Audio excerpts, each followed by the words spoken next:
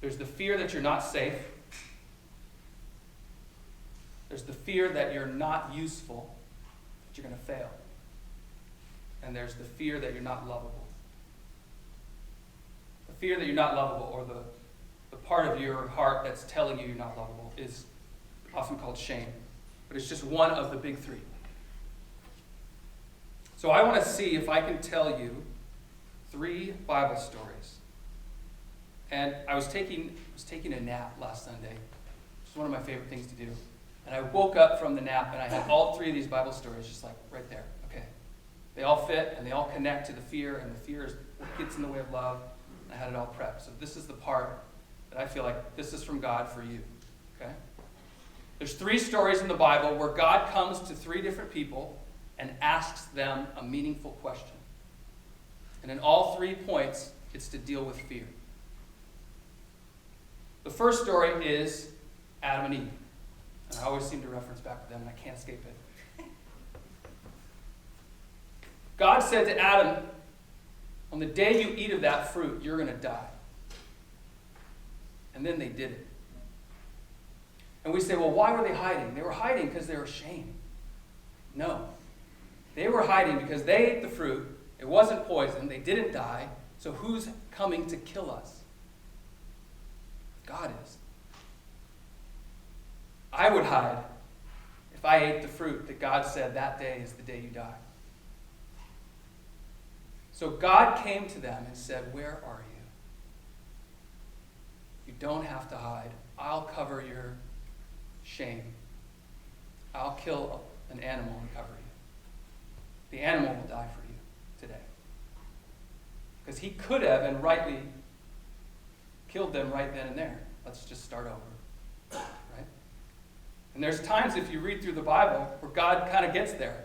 He got there with the Israelites. He said, Moses, look, we'll just start over with you. I'm going to go kill them all. And we'll your family, it'll go again, right? There's good reason, right? We're not God. Because we feel that too sometimes. So, the first question is, where are you? Why are you hiding? And it has to do with the fear that you feel. Some of you, all the time, are plagued by the fear of death. The fear that someone's going to get disabled, maimed. You're going to lose a loved one. Maybe it's not you that you're afraid of. Maybe it's someone in your family, someone close that you rely upon. And God wants to come to you in that fear and set you free. That's question number 1. Question number 2 is the story of Jacob. I don't know if you've read in depth the story of Jacob. It's a long one in the book of Genesis. Jacob's grandfather is Abraham, and he grew up hearing this crazy story about how his grandpa had a vision, and then he almost killed his dad when he was like 12. But then there was a ram in the thicket, right? So imagine you're growing up hearing this story. Not to mention your mom always tells you the story about how you're the favorite, and God said so when you were born, even though your dad likes your older brother better. Do you know this, Jacob and Esau? And Jacob's always making these deals. He's always trying to manipulate and control. You can see it in the story where he tricks his own father to get the blessing. So the oldest son in this culture and time receives 2 things. They receive a birthright, meaning their inheritance is twice as big as the other siblings. And they sometimes receive a blessing from their father. Well, before Isaac had any money, Isaac is Jacob and Esau's dad. He had no money. They're poor. They're shepherds living in the desert. And Esau comes in from hunting, and he's hungry. And Jacob says, well, give me your birthright. Give me the double portion, and I'll give you some food. And Esau says, I don't care. It's worth nothing. Here. And trades out his own birthright. Well, it's interesting. In the very next chapter, it says the harvest came in good that year, and suddenly their whole family is wealthy, far more than anyone else. So who starts to be resentful? Esau, that he sold his own birthright. In fact, even to the later in the story, he blames Jacob for it. You stole my birthright, he says, or you tricked me, as if Jacob somehow knew how the harvest was going to turn out. But then there's this whole scheme, this whole story about how their mother, who's holding on to this promise from God, that the younger would rule over the older, that Jacob would be the one whose God's blessing would continue through. And so she saw that Esau was going to get the blessing. In fact, she heard her husband say to Esau, go out, go hunting, bring me the food that I like, I'm going to give you the blessing. And she schemed. She got Jacob to go in, dressed as her brother, wearing his brother's clothes, taking like goat skin and putting it on his own arms, because that's how hairy Esau was, right? So that his father would think he was Esau and get the blessing. And there's this moment in the story where he actually says, who is it? He says, it's me, your son Esau. I've come to get my blessing. And then it's like there's a pause, and Isaac says, is that really you? Who is it? Jacob says, I'm Esau. He gets the blessing. And then he almost gets killed, because his brother says, once dad dies, you're next. Because he's been nursing that grudge for a long time. So Jacob takes off. And he has this incredible journey where he leaves. He has this dream of a ladder or stairs going up to heaven. And he says, this God that was my father's God and my grandfather's God, I'll serve him too. For the first time. He grew up in church, right? He sat in pews just like this. But then he said, now this is my God. But he doesn't stop scheming, right? He's not hiding anymore, but he's trying to work his controls with his father-in-law, who also works right back at him. You might know the story of his two wives, Leah and Rachel. I always get Rebecca and Rachel over the mix. He gets two wives in 1 week's time. So he's in love with the younger sister, Rachel. He says, I'll work 7 years so I can marry her. He does. On his wedding night, he gets the other sister that he doesn't love. It says her eyes were weak, but Rachel was beautiful. Right? So imagine you're Leah, and your dad says, okay, you're getting married tonight. How do you feel? Then your now husband, who wakes up in the morning and says, what's this? And the dad says, okay, finish her week, her bridal week, so they have a week-long celebration. And then next weekend, you get to marry my other daughter. But now you're going to owe me another 7 years. He says, okay. So Leah got to be a bride for all of 7 days before her sister took over the spot. And then Jacob works not just 7 years, but even more. And back and forth their scheming goes of who's going to get more wealth out of the situation, his father-in-law or him. Till he finally comes back. And this is the part I want to get to. This is the part where he really sees God in a new way. He's coming back, and now he has all this family. He has 12 sons. He has servants. He has a pretty vast wealth. But he knows that back where he came from, back home, he has a brother who's waiting to kill him. And he has no idea what's going to happen. He knows that he can't stay there, but who knows what will happen going forward. And so he sends his vast wealth ahead of him. And he tells everybody who's leading the flocks and all the servants that every time you see Esau, because word's going to get out, Esau's going to be waiting. And he was. So he tells all of them, when you see Esau, just say, all this is for you. We're just going to give it all to him. Then he sends his kids out. First Leah's kids. Then he sends Rachel. And it says he's standing there on the edge of the Jabbok River. And he wrestles with God. And he wouldn't give up. And he's saying to God, you're going to bless me. I'm not going to let go until you do. And maybe that's what you need to do, is wrestle with God.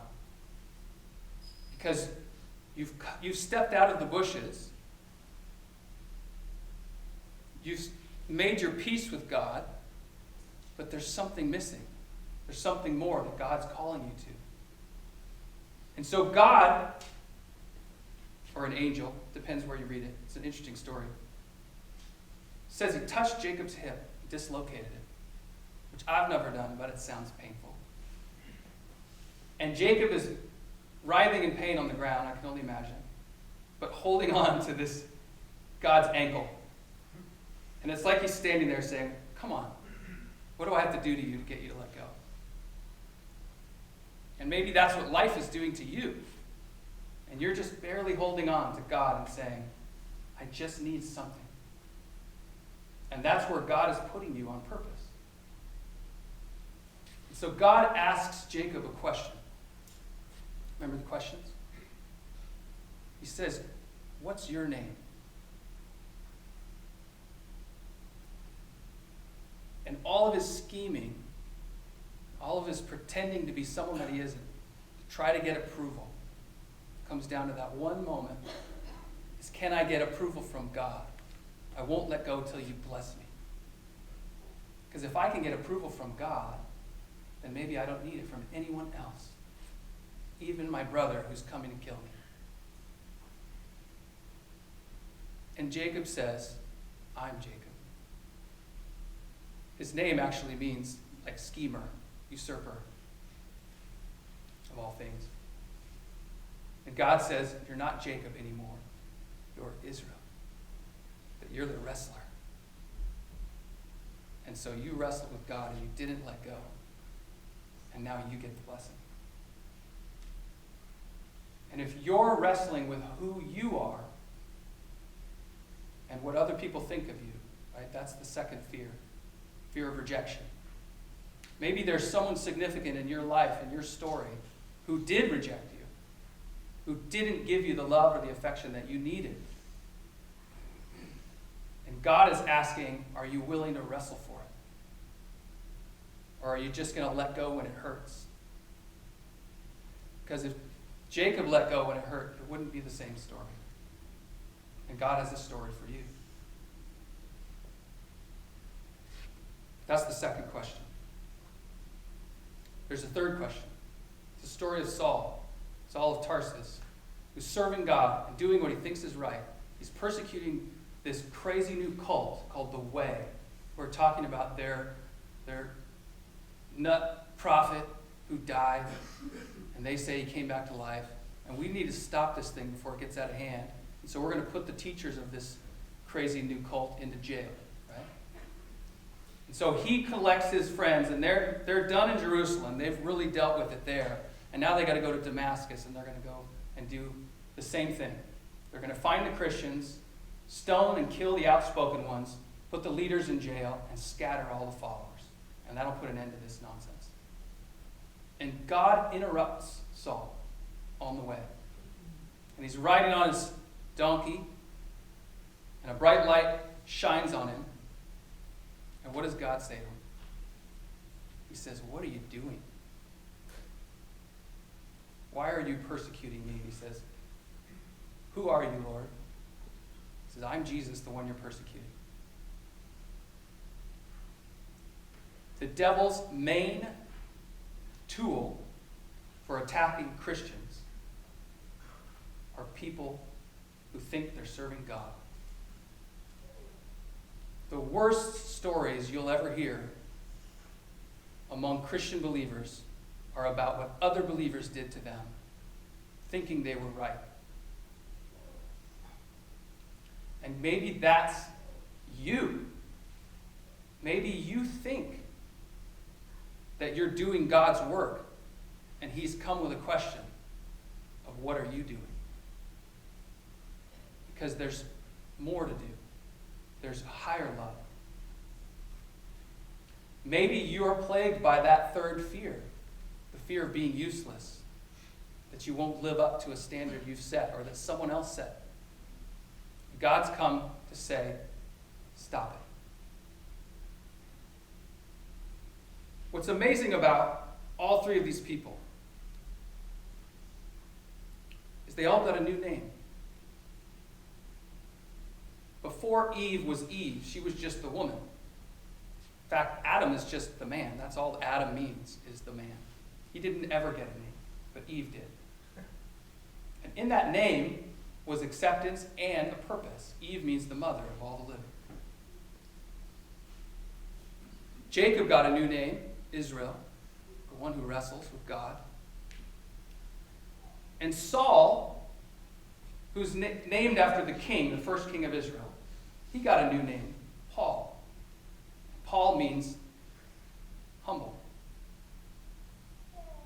So God came to this kingly young man, struck him blind, knocked him down, and gave him a new purpose out of his own humiliation. Maybe you've been humiliated before. If not, it's coming. Because God has a higher purpose for you than that. The most beautiful story in this, I think, is the story of Jacob as an old man. He had passed the blessing on to his sons and to theirs. And it says in Hebrews 11, when Jacob was dying and he blessed each of Joseph's sons, he worshipped as he leaned on the top of his staff. Because every step that Jacob took for the rest of his life was a step of pain. And every painful step was a reminder in his hip that God gave me a new name and that now I have to walk in his way because my way didn't work.